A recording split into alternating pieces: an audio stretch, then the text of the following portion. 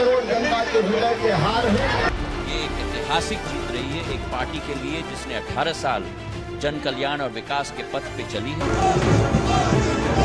ये जीत 2024 में मोदी जी को फिर से देशवासियों की सेवा का अवसर देने की जीत है। भारतीय जनता पार्टी के कार्यकर्ताओं की जीत है, नरेंद्र मोदी के गारंटी की योजनाओं की जीत है। आज खुशी का माहौल है और मध्य प्रदेश को शिवराज ने ये जन्नत बना दिया।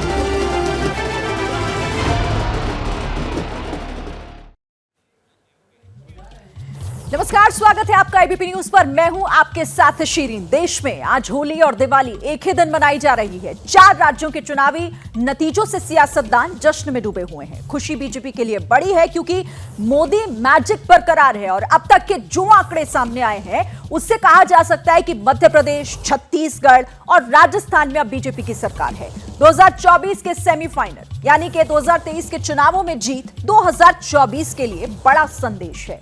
हो सकता है इसे कई पॉलिटिकल पंडित ना भी माने, पर आज के आ रहे नतीजों से कहीं जीत की खुमारी है तो कहीं हार पर जिम्मेदारी लेने की बारी है। तेलंगाना में जीत से कांग्रेस भले ही गदगद है, लेकिन छत्तीसगढ़ और राजस्थान जैसे 2 राज्य हाथ से फिसलने का 2024 में क्या असर पड़ेगा, इस पर मंथन करना पड़ेगा। तो वहीं क्या 2024 की लड़ाई में मोदी का चेहरा एक बार फिर बीजेपी को सत्ता के शीर्ष पर पहुंचाएगा?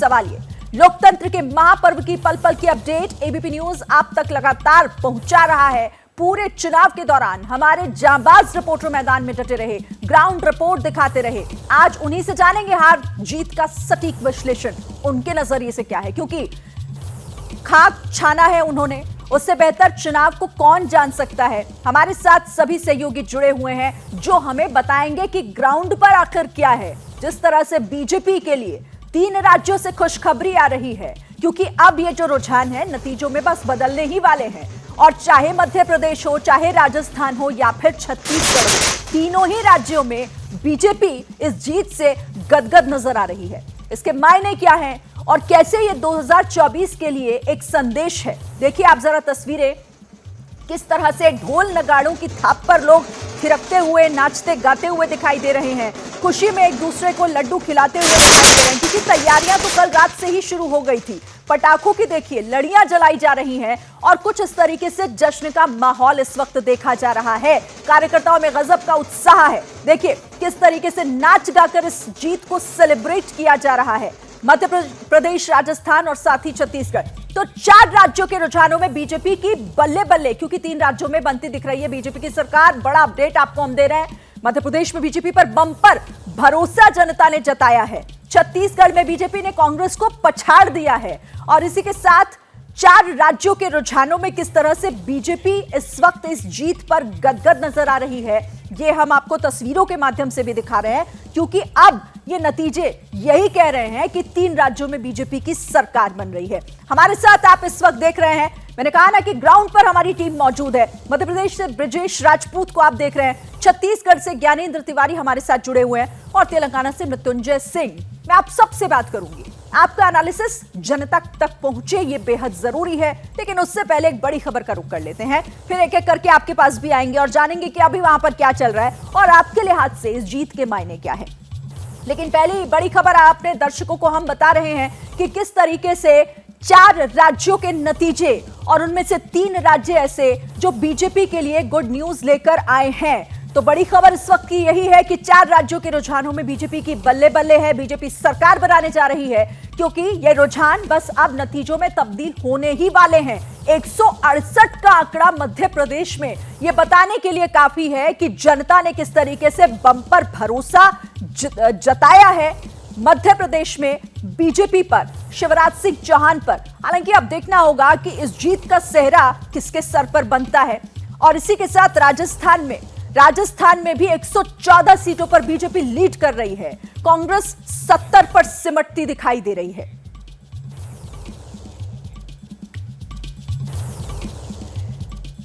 और चलिए मध्य प्रदेश की क्योंकि मैं बात कर रही हूं और वहां पर बम्पर भरोसा किस तरीके से जताया है जनता ने, ये साफ आंकड़ों में नजर आ रहा है। ब्रजेश, आप क्या कहेंगे इस पर? देखिए, निश्चित ही जो बीजेपी की बड़ी जीत है, इस बड़ी जीत की उम्मीद तो बीजेपी के मध्य प्रदेश के बड़े नेताओं ने भी नहीं की होगी।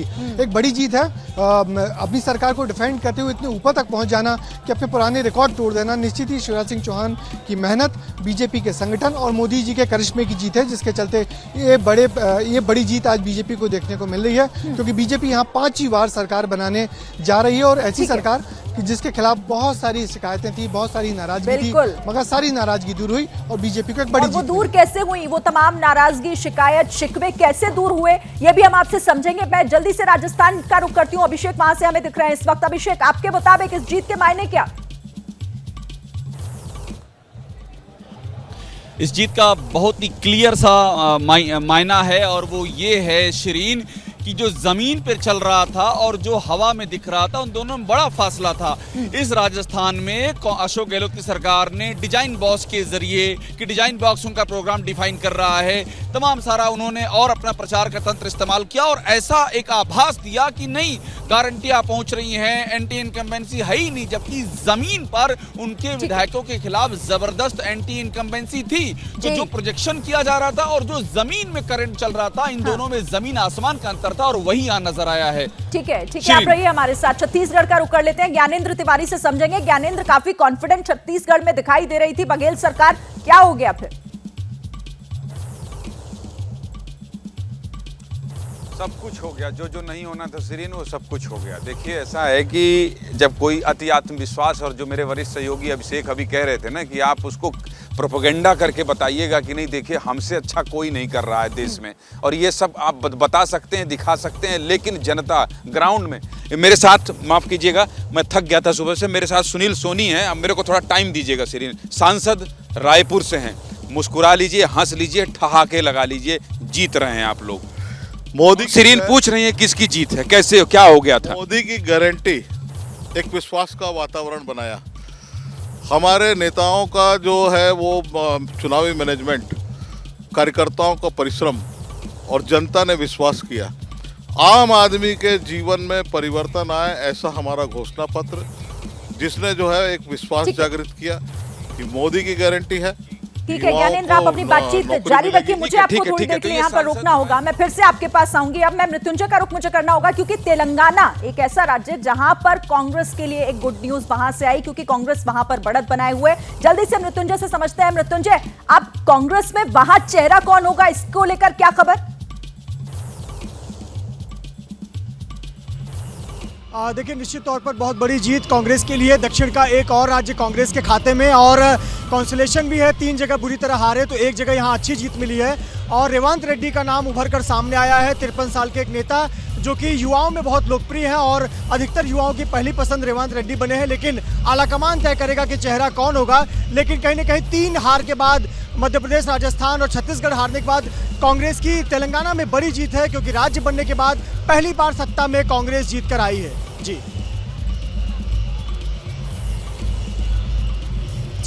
ठीक है मृत्युंजय और सभी सहयोगी, आप हमारे साथ रहिए। इसका विश्लेषण आपके नजरिए से करना बेहद जरूरी है।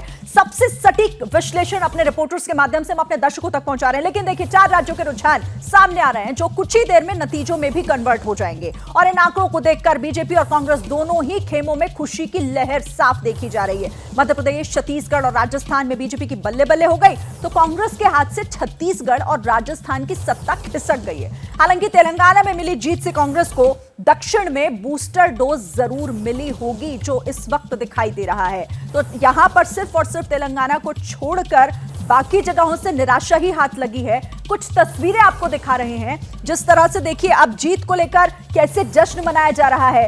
दिल में शिवराज, ये जीत है खास। जीत इस लिहाज से खास है क्योंकि 168 का आंकड़ा है। सोचिए आप, मध्य प्रदेश में 230 सीटों में से 168 सीटों पर बीजेपी लीड कर रही है। ये रुझान जो कभी भी कन्वर्ट हो जाएंगे नतीजों में। ब्रजेश के पास एक बार फिर से लिए चलते हैं। ब्रजेश, ढोल नगाड़े, मिठाइयां, ये सब तो चल ही रहा है। ये बताइए, सीएम फेस को लेकर कुछ क्लियर हुआ है क्या? देखिए, सीएम फेस को लेकर तो बड़ी उलझन है मध्य प्रदेश में, क्योंकि जिस तरीके से शिवराज सिंह चौहान को साइडलाइन करके पूरा कैंपेन किया गया, एमपी के मन में मोदी किया गया, उनके साथ 7-8 दूसरे लोगों के चेहरे लगाए गए, सांसदों को यहाँ से चुनाव लड़वाया गया, तो इतना तो साफ है कि शिवराज सिंह चौहान को साइड लाइन करके चुनाव लड़ा है, मगर शिवराज सिंह चौहान ने जिस तरीके से मेहनत की है, जिस तरीके से अपना वोट बैंक बढ़ाया है महिलाओं में, और जिस तरीके से बम्पर जीत मिली है, उससे साफ है कि शिवराज सिंह चौहान मध्य प्रदेश की बड़ी ताकत है। उनको अनदेखा करना पार्टी के लिए बहुत बड़ी भूल होगी, क्योंकि अगले आने वाले दिनों में फिर एक बड़ा चुनाव, लोकसभा चुनाव सामने है। हालांकि जब एबीपी न्यूज़ ने, हम लोगों ने उनसे बात की थी थोड़ी देर पहले, तो उन्होंने इस बात को जब हमने पूछा कि अब आगे आपका क्या भूमिका होगी मध्य प्रदेश में, तो उन्होंने साफ कहा कि अब मैं किसी बड़े मकसद के लिए काम करूंगा, पार्टी अब मुझे बड़े मकसद के लिए लाएगी और मैं पार्टी का कार्यकर्ता हूँ, पार्टी जो कहेगी वो काम करूंगा। यानी कि शिवराज सिंह चौहान सोच रहे हैं कि यदि उनकी भूमिका बदलती है तो बदलेगी, तो जिस भूमिका में होगी उस भूमिका में मेहनत करके अपनी इमेज बनाएंगे। मगर मध्य प्रदेश का अगला मुख्यमंत्री कौन होगा, आने वाले 2-3 दिन तक ये सस्पेंस बना रहेगा। बिल्कुल, ये सस्पेंस कब खुलता है, पत्ते कब खोलती है बीजेपी, इसका इंतजार रहेगा। आप रहिए हमारे साथ। तो मध्य प्रदेश की बात आपने ब्रजेश से जान ली, लेकिन छत्तीसगढ़ में भी कमल खिल रहा है और वहां से भी जश्न की तस्वीरें सामने आ रही हैं। किस तरह की तस्वीरें, जरा देखिए आप। कार्यकर्ता एक दूसरे को मिठाई खिलाकर जीत की बधाई दे रहे हैं। बीजेपी दफ्तर में होली मनाई गई है, तो साथ ही दिवाली का जैसा नजारा भी देखने को मिल रहा है। छत्तीसगढ़ से ये जीत की तस्वीरें, बीजेपी के कार्यकर्ता पूरे जश्न में डूबे हुए नजर आ रहे हैं। एक दूसरे को मिठाई खिलाकर होली, दिवाली, सारे त्योहार एक साथ मनाए जा रहे हैं। तस्वीरें उसी से जुड़ी हुई हैं। किस तरह से ये जो कार्यकर्ताओं का जोश है वो इस वक्त अपने चरम पर है, क्योंकि नंबर्स उन्हें ऐसा करने पर मजबूर कर रहे हैं। ज्ञानेंद्र का रुख एक बार फिर से कर लेती हूँ। अब देखिए, नतीजों के बाद पहला सवाल वही आता है जो मैंने ब्रजेश से पूछा। ज्ञानेंद्र, आपसे भी वही सवाल कि अब चेहरा कौन होगा छत्तीसगढ़ में? बता दूं शिरीन, अगर आप कहें तो फिर मेरे आंकड़े सब सही हो जाते हैं। ये देख लीजिए, यहाँ पहले पटाखा दिखा देता हूँ आपको। ये पटाखा, आपने कहा है दिवाली, तो ये देखिए दिवाली मना ली गई है यहाँ पर। आप बिल्कुल सही हैं। अब आइए इधर थोड़ा जश्न दिखा देता हूँ। रही बात मुख्यमंत्री का, कौन बनेगा मुख्यमंत्री, 2-3-4 नाम हैं, अभी बताऊंगा आपको, थोड़ी देर बाद बताऊंगा। और जो लोग देख रहे हैं एबीपी न्यूज़, उनको कुछ ना कुछ इशारा तो दूंगा ही। लेकिन अभी ये जो तस्वीर आप दिखा रही थी, क्योंकि मैं बीजेपी दफ्तर में हूँ, इसलिए मुझे लगा कि लाइव एबीपी न्यूज़ के दर्शकों को दिखाएं कि यहाँ पर देखिए किस तरह से जश्न का माहौल है। ओम माथुर से लेकर तमाम बड़े नेता अब यहाँ पहुँच रहे हैं और जो प्रदेश के बड़े नेता हैं वो सब यहाँ पहुँच गए हैं। तो ये जश्न की स्थिति सुबह से चल रही है। शांति से क्यों, थोड़ा हल्ला कर लो, हल्ला कर लो। जय जय श्री राम, भारतीय जनता पार्टी जिंदाबाद जिंदाबाद जिंदाबाद। हो गया, ठीक है। हाँ, ऐसे कर लिया करो जब माइक देखा करो। तो खैर, तो अब आप ये कह रही थी कि कौन होगा मुख्यमंत्री। देखिए, मुख्यमंत्री कौन होगा, निश्चित तौर पर ये प्रदेश अध्यक्ष हों या फिर बीजेपी में रमन सिंह 3 बार के मुख्यमंत्री, सभी ने ये कह दिया है कि सामूहिक नेतृत्व में चुनाव हुआ है। लेकिन आइए, बीजेपी के नेता हैं, थोड़ा बताइए कौन होगा मुख्यमंत्री। शिरीन पूछ रही हैं। देखिए, भारतीय जनता पार्टी का एक छोटा कार्यकर्ता भी मुख्यमंत्री हो सकता है, जैसे कि एक चाय वाला। आप भी छोटे कार्यकर्ता हैं। मैं भी छोटा सा कार्यकर्ता हूं। भारतीय जनता पार्टी का शीर्ष नेतृत्व तो केंद्रीय बोर्ड जिनको भी तय करते वो मुख्यमंत्री होगा, और केंद्र नेतृत्व जो भी निर्णय लेगी उसको सहायता। 3-4 नाम बता देता हूं, फिर उसके बाद आपके पास आ जाऊंगा। 4 नाम में आपको रोक रही हूं, 1 सेकंड, फिर आपके पास आती हूं, क्योंकि एक बड़ी खबर आ रही है। राजस्थान में हार के बाद कांग्रेस में भूचाल आ गया है। अशोक गहलोत के ओएसडी का बड़ा खुलासा। एबीपी न्यूज से बातचीत के दौरान लोकेश शर्मा ने कहा है कि मुझे पहले से हार का अंदेशा था। मैंने 4-5 महीने पहले ही मुख्यमंत्री को बताया था। सिटिंग एमएलए के खिलाफ एंटी इनकम्बेंसी थी। वो ये भी आगे बता रहे हैं कि सीएम की हठ धर्मिता से उन्हें टिकट दिया। तो ये ओएसडी हैं मुख्यमंत्री के, जिनका ये बड़ा खुलासा। हमारे साथ में राजस्थान के सीएम अशोक गहलोत के ओएसडी लोकेश शर्मा, और अहम बात यह है कि यहाँ का जो सेंट्रल वॉर रूम है उसके को चेयरमैन भी हैं, वो हमारे साथ मौजूद हैं। उनकी प्रतिक्रिया बहुत ही अहम हो जाती है इन हालातों में। लोकेश भाई, आपसे मेरा पहला सवाल, ये जो हार हुई है इसकी कोई वजह सबसे बड़ी क्या है, और क्या आपको कुछ पहले से अनुमान था कि इस डायरेक्शन में चीजें जा रही?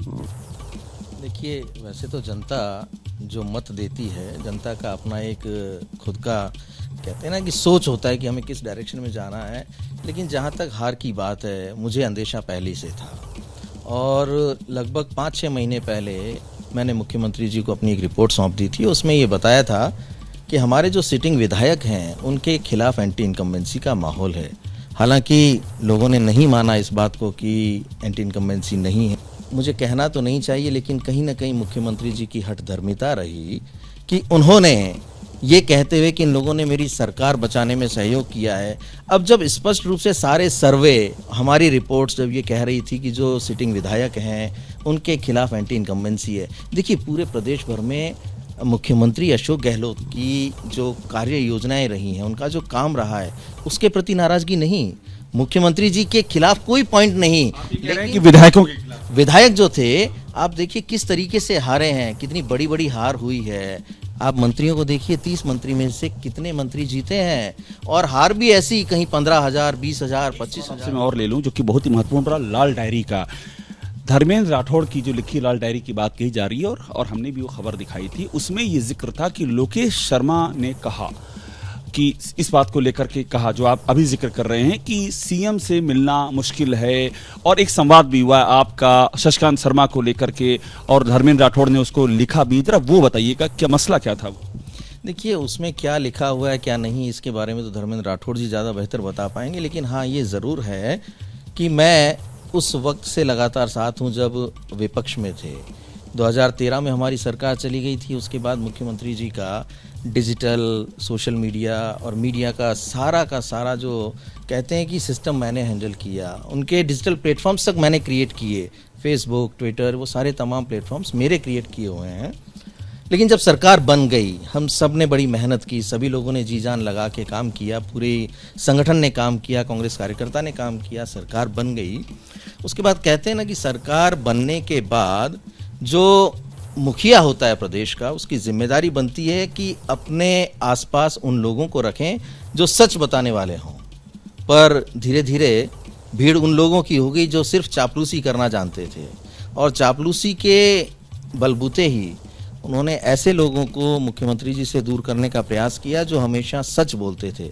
और शायद उन्हीं में से एक मैं भी हूँ कि जब मैंने सच बात बताने का प्रयास किया कि ऐसी स्थितियाँ हो रही हैं, तो शायद मेरी बात सुनी नहीं गई। और वही मेरी एक भावना थी, मैंने उसके बारे में बात की थी धर्मेंद्र राठौड़ जी से कि ऐसा ऐसा हो रहा है। अब मुझे नहीं पता कि वो उन्होंने डायरी में लिखा था, नहीं लिखा था, और कहाँ से आया। सामने आई है कि ये जो उसमें लिखा हुआ है, आपने धर्मेंद्र राठौड़ से बात हुई थी, ये तो आप मान रहे हैं ना कि आपने उनको बताया था कि मुख्यमंत्री जी उन लोगों से घिर गए हैं जो चापलूसी करते हैं, जो सही रास्ता नहीं बता रहे हैं, ये तो हुआ था। देखिए, कहते हैं ना कि जब मित्र होते हैं, मित्रों से सामान्यतः हम बात करती हैं और अपनी भावना जो भी होती है उसको व्यक्त भी करते हैं। तो मैं मिला था और इस बारे में मेरी बात तो हुई थी उनसे। अब ये कहाँ लिखा, किस दिन लिखा, ये तो वही बता पाएंगे। मैंने तो यही कहा कि उनके सराउंडिंग्स में इस तरह के लोग आ गए जो ये चाहते थे कि भाई सच उन तक ना पहुँचे, और उसका खामियाजा आज राजस्थान प्रदेश भुगत रहा है। तो सीएम के हठधर्मिता की बात यहां पर लोकेश शर्मा कर रहे हैं, सीएम के ओएसडी, और इस पर हम बात कर लेते हैं, सीधे रुख कर लेते हैं अभिषेक उपाध्याय हमारे साथ, जिन्होंने बातचीत की है लोकेश शर्मा से। मतलब अभिषेक, इसका मतलब तो ये लोकेश शर्मा सीधे सीधे जो हार का ठीकरा है वो गहलोत के सर पर फोड़ रहे हैं। देखिए, दो चीजें बहुत महत्वपूर्ण है शिरीन, लोकेश शर्मा का प्रोफाइल समझना। वो मुख्यमंत्री अशोक गहलोत के ओएसडी हैं, और साथ में यहाँ जो सेंट्रल वार रूम यहाँ बनाया गया है उसके को चेयरमैन भी हैं, और क्लियर कह रहे हैं कि 5-6 महीने पहले इन्होंने रिपोर्ट सौंप दी थी, और ये भी कह रहे हैं कि एंटी इनकम्बेंसी थी। आप देखिए, लगातार अशोक गहलोत ये कहते रहे कि कोई एंटी इनकम्बेंसी हमारी सरकार के खिलाफ है ही नहीं, लेकिन लोकेश शर्मा कह रहे हैं कि थी। वो ये भी कह रहे हैं कि हठधर्मिता रही अशोक गहलोत की कि उन्होंने नहीं सुना। उन्होंने कहा कि मेरी सरकार बचाइए तो मैं इनको टिकट दूंगा, और ये भी कह रहे हैं कि सीएम अशोक गहलोत चापलूसों से घिर गए थे। लोकेश शर्मा इसलिए भी महत्वपूर्ण है कि सीएम अशोक गहलोत के साथ पिछले 1 दशक से हैं वो शिरीन, अभी ओएसडी हैं, वार रूम के को चेयरमैन हैं, और कुछ दिन पहले वो सचिन पायलट से भी मिले थे, उसके लेकर की बहुत चर्चा हुई थी, एबीपी न्यूज ने भी उसको रिपोर्ट किया था। तो इतने करीबी व्यक्ति का ये जो खुलासा है ये बहुत मायने रखता है, और ये बताता है कि कांग्रेस में अंदर खाने क्या चल रहा था और ऊपर ऊपर क्या तस्वीर पेश की जा रही थी। शिरीन, बिल्कुल अभिषेक, और बातचीत से तो यही लगा कि जिस तरह से उन्होंने ये भी इस बात का भी जिक्र किया कि इंटरनल सर्वे, अपने ही लोगों पर भरोसा नहीं कर रहे थे, यानी वो ये जानते थे और जानते बूझते हुए उन्होंने ऐसा किया जिस वजह से आज इस तरीके से रिजल्ट जो है वो सामने आया। कहने का मतलब तो यही हुआ ना। बिल्कुल, यही सबसे अहम बात यह है कि जानकारी में था, सीएम अशोक गहलोत की एंटी इनकम्बेंसी, लेकिन उन्होंने सुना नहीं। और देखिए एक अहम बात उन्होंने धर्मेंद्र राठौड़ का जिक्र किया। शिरीन, आपने सुना होगा धर्मेंद्र राठौड़ वो व्यक्ति हैं जिनके बारे में ये बात आ रही है कि लाल डायरी उन्होंने लिखी है, जो राजेंद्र गुढ़ा ने कहा है, और इन्होंने इस बात को माना है कि ये धर्मेंद्र राठौड़ से मिले थे और धर्मेंद्र राठौड़ को ही बताया था कि सीएम चापलूसों से घिरे हुए हैं और मुझे उनसे अलग किया जा रहा है। और दिलचस्प बात यह शिरीन कि यही बातें लाल डायरी के पन्नों में भी लिखी हैं, जिनका कि धर्मेंद्र राठौड़ के बारे में धर्मेंद्र राठौड़ ने लिखा है। तो ये इस बात को कबूल कर रहे हैं कि इनकी धर्मेंद्र राठौड़ से बातचीत हुई थी और इन्होंने उनको अवगत कराया। तो ये सारे खुलासे बहुत महत्वपूर्ण है। आप यूं समझिए कि राजस्थान की आने वाली राजनीति में लोकेश शर्मा की कही एक एक बात अहम रखने वाली है जाहिर तौर पर, और इसको देखना होगा कि आगे कांग्रेस में किस तरह से आगे घमासान मचता है। आप रहिए मेरे साथ। देखिए राजस्थान में बीजेपी की जीत का जश्न भी शुरू हो गया, जोरदार तरीके से सेलिब्रेट की जा रही है इस रिजल्ट्स जो सामने आ रहे हैं। आपको जश्न की कुछ तस्वीरें दिखाते हैं, किस तरह से वहां पर जश्न मनाया जा रहा है। राजस्थान में रिवाज का जश्न है, जो रिवाज है वहां पर वो इस बार भी निभाया गया। देखिए बीजेपी दफ्तर से तस्वीरें हैं, जश्न मनाया जा रहा है, ढोल नगाड़ों की थाप पर कार्यकर्ता थिरक रहे हैं, नाच गा रहे हैं, महिलाओं में किस तरह से खुशी की लहर है, नारेबाजी की जा रही है, मिठाइयां खिलाई जा रही हैं एक दूसरे को, और उसी से जुड़ी हुई ये तस्वीरें।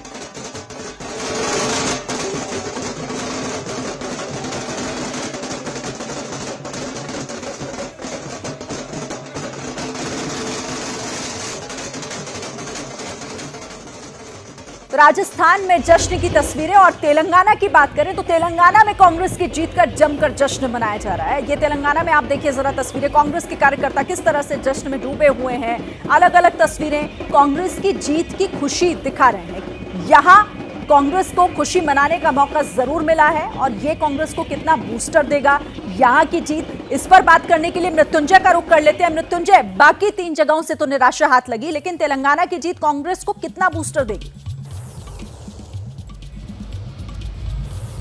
निश्चित तौर पर देखिए बहुत बड़ी जीत है, क्योंकि जब से तेलंगाना राज्य का गठन हुआ है कांग्रेस यहाँ पर जीत हासिल की है, पहली बार जीत हासिल की है और चंद्रशेखर राव की भारत राष्ट्र समिति सत्ता से बाहर हो गई है। बहुत बड़ी बात है, यहाँ से बूस्ट मिलेगा और कहीं ना कहीं अब लेकिन कांग्रेस को डिपेंडेंट इंडिया गठबंधन पर ज़्यादा होना होगा। तस्वीरें आपको दिखा दूं, इसमें मैं हैदराबाद में जो पार्टी का दफ्तर है कांग्रेस मुख्यालय वहाँ पर हूँ और नज़दीक जाने पर नेटवर्क की दिक्कत आ रही है, क्योंकि बहुत सारे वीआईपी नेता यहाँ आए हुए हैं, जैमर लगा हुआ है, लेकिन कार्यकर्ताओं का उत्साह चरम पर है। आपको बता दूं कि हम सुबह से यहाँ पर हैं, जब पहली बार रुझानों में कांग्रेस ने 60 का आंकड़ा पार किया था, यानी बहुमत का आंकड़ा छू लिया था, तब से ये डांस शुरू हुआ है कार्यकर्ताओं का और वो उत्साह, वो जश्न अभी भी जारी है। और आप देखिए लगातार जश्न मना रहे हैं, क्योंकि यहाँ पर कांग्रेस ने पहली बार जीत हासिल की है नया राज्य बनने के बाद, और ये बहुत बड़ी जीत के तौर पर देखा जा रहा है। अब सवाल ये है कि नई जीत का हीरो कौन है। तो यहाँ पर आपको बता दें कि बहुत बड़ी जिम्मेदारी दी गई थी और हमें कांग्रेस ने प्लान बी तैयार कर रखा था। प्लान बी की तैयारी ये थी कि कर्नाटक के मंत्रियों और विधायकों को काउंटिंग सेंटर पर रखा गया था कि जैसे ही कांग्रेस का विधायक जीते उसे सीधा होटल लेकर पहुंचो। लेकिन चूंकि अब कहीं ना कहीं स्थिति स्पष्ट है कि बहुमत मिल रहा है कांग्रेस को, तो कांग्रेस के कार्यकर्ता नेता पूरी तरह से गदगद है। भले ही 3 राज्यों में हार मिली है, लेकिन दक्षिण का एक राज्य कांग्रेस को मिला है और कहीं ना कहीं ये बूस्टर का काम करेगा कि दक्षिण भारत के अगर कर्नाटक जैसे राज्य, तेलंगाना जैसे राज्य कांग्रेस के हाथ आते हैं तो 2024 के लोकसभा चुनाव में कांग्रेस मजबूती से आगे बढ़ सकती है। लेकिन कहीं ना कहीं पार्टी को मंथन तो करना ही होगा। तस्वीरें आपको दिखा दूं कि क्यों जीती है। देखिए 2 महत्वपूर्ण बातें हैं। एक तो ये कि भारत राष्ट्र समिति का एंटी इनकम्बेंसी फैक्टर, 10 साल की सत्ता थी और एंटी इनकम्बेंसी कहीं ना कहीं थी पीआरएस की, और दूसरी तरफ कांग्रेस के दिए हुए आश्वासन पर लोगों ने विश्वास किया। जिस प्रकार के 6 मुद्दों की एक स्कीम बताई गई, 6 मुद्दों की बात की गई कि कांग्रेस जब सत्ता में आएगी तो 100 दिनों के अंदर 6 मुद्दों पर काम करेगी। कहीं ना कहीं जनता ने उसे माना और यहाँ पर जनता ने मैंडेट दिया है। एक बहुत बड़ी जीत कांग्रेस के कार्यकर्ताओं की है यहाँ पर, क्योंकि कार्यकर्ता लंबे समय से पार्टी के लिए काम कर रहे थे, सफलता नहीं मिल रही थी, लेकिन ये जीत बहुत बड़ी है। आज ही होली है, आज ही कार्यकर्ताओं के लिए दिवाली है और ये इन तस्वीरों को देखकर और लोगों के चेहरे देखकर इस खुशी का आप अनुमान लगा सकती है कि पार्टी दफ्तर में ये तस्वीरें बता रही हैं, पूरी कहानी बयां कर रही हैं कि कम से कम एक राज्य में कांग्रेस को जश्न मनाने की का मौका मिल गया है। ठीक है, लेकिन देखिए 2023 में जो ये जीत मिली है राजनीतिक पार्टियों को, 2024 पर उसका कितना बड़ा असर होगा। प्रधानमंत्री मोदी के चेहरे पर चुनाव लड़कर जीत हासिल करने वाली बीजेपी गदगद है, जश्न मना रही है। हालांकि अब इंडिया गठबंधन के सामने 2024 में बेहतर प्रदर्शन एक बड़ी चुनौती बन गई है। भले ही वो ये कह रहे हैं कि हम बेहतर करेंगे, लेकिन चुनौती तो है और ये रिजल्ट इस बात की तस्दीक कर रहे हैं कि 2024 इतना आसान नहीं होगा और इसीलिए इंडिया गठबंधन के सामने अब 2024 में बेहतर प्रदर्शन करना बहुत जरूरी हो गया है। मोदी जी के विश्वास पर, उनकी गारंटी पर भारत के 4 राज्यों की जनता ने फिर एक बार अपना आशीर्वाद प्रधानमंत्री नरेंद्र मोदी जी को दिया है। तो मोदी है तो मुमकिन है। पार्टी की तरफ से जो चुनाव प्रचार का जो अभियान था वो बहुत उम्दा था, योजनाएं अच्छी थी, चेहरे लोकप्रिय थे, बावजूद इसके हम हार जाते हैं तो निश्चित तौर पर इसका एक विश्लेषण होगा। जनता के मध्य में मोदी की गारंटी रंग लाई है। मैं अनुग्रहित हूँ हर उस नागरिक का जिसने विकास की गारंटी, मोदी की गारंटी पर अपना भरोसा जताया है। मुझे उम्मीद है कि जो रिजल्ट अभी आए हैं, ये जो अगले जो 2024 का जो इलेक्शन होगा उसमें बेहतर कारकर्दगी होगी। तो अलग अलग पॉलिटिकल पार्टीज के रिएक्शन भी आपने सुन लिए और समझ लिए और इसी के साथ देखिए, इसीलिए कहा जा रहा है कि इसके पीछे एक मैसेज क्या है। 2023 के ये नतीजे लेकिन 2024 पर क्या असर डालेंगे। मैं ब्रजेश का रुख कर लेती हूं क्योंकि सबसे बड़ी जीत तो बीजेपी को मध्य प्रदेश में मिल रही है। 166 का आंकड़ा जहां पर बीजेपी बढ़त बनाए हुए, लीड बनाए हुए है। ब्रजेश, आप भी लगातार ग्राउंड पर रहे, आपके मुताबिक अब ये कितना बड़ा मैसेज 2024 के लिए है? ये जीत 2024 में बीजेपी के लिए किस तरह से मदद करेगी? हाँ, देखिए, अब कुछ बड़ा मैसेज देने की जरूरत बची नहीं है। मध्य प्रदेश में बीजेपी के पास कुल 29 सीटों में से 28 सीटें हैं। छिंदवाड़ा की एक सीट बीजेपी से बची हुई थी, मगर बीजेपी ने जिस तरीके की तैयारी की हुई थी उससे लग रहा था कि छिंदवाड़ा की जीत की सीट लेंगे, मगर अब जिस तरीके से बम्पर जीत हुई है बीजेपी की, उससे साफ लग रहा है कि अब कुछ बहुत नतीजों के बारे में कहना सुनना रह नहीं गया। ऐसा लग रहा है कि अब बीजेपी यहाँ छत्तीसगढ़ या राजस्थान जैसा क्लीन स्वीप करेगी लोकसभा के चुनाव में, क्योंकि जिस तरीके से एक बड़ी जीत मिली है, कार्यकर्ताओं में एक बड़ा माहौल बना है, एक उत्साह मिला है और लग गया है कि पार्टी का जो संगठन है, जो जमीन से जुड़ा हुआ, जो सरकार की एंटी इनकम्बेंसी को या कार्यकर्ताओं की नाराजगी को संगठन जिस तरीके से माइक्रो लेवल पर जाके दूर करता है, एक नई रणनीति बनाता है, बूथ लेवल पर जाके चुनाव लड़ता है, उसे लग गया है कि अब यहाँ पर पूरी की पूरी सीटों का सफाया या बीजेपी को अपने पाले में करना कोई बड़ा काम नहीं रह गया, बहुत आसान काम है। और अब साफ लग रहा है कि बीजेपी अगले लोकसभा चुनाव में यहाँ तकरीबन सारी 29 बढ़ा हुआ है, काफी बढ़ा हुआ है कॉन्फिडेंस। और इसी के साथ मैं ये भी आपसे समझूंगी, आप जवाब अपना तैयार रखिएगा, जो भी आपके सूत्र बता रहे हैं कि चेहरे को लेकर क्या कहा जा रहा है। शिवराज सिंह चौहान रिपीट होंगे या फिर कोई दूसरा चेहरा